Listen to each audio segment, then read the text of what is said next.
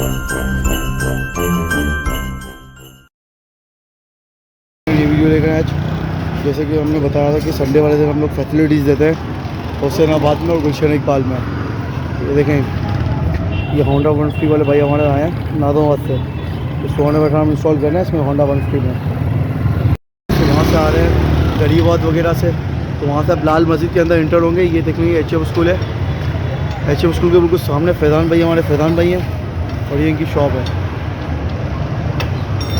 कभी tubeless tyre puncture बनाना हो, tubeless tyre लगवाना हो, तो हमारे फैज़ान भाई यहीं पर ही होते हैं। वहाँ से आ रहा है नादोबाद से अंदर मीना बाजार वाली पट्टी में अंदर आएंगे ना, तो यहाँ पर देखिएगा ये स्टॉल वगैरह बने हुए हैं। यहाँ से किसी से पूछिएगा, ये सूर्या किचन वाला है, इसके बिल्कुल बराबर में बैठे हुए हैं फैज़ान भाई। ये देखिए टायर स्टॉल हो गया 100 होंडा 150 में DSI 100 है। On road of road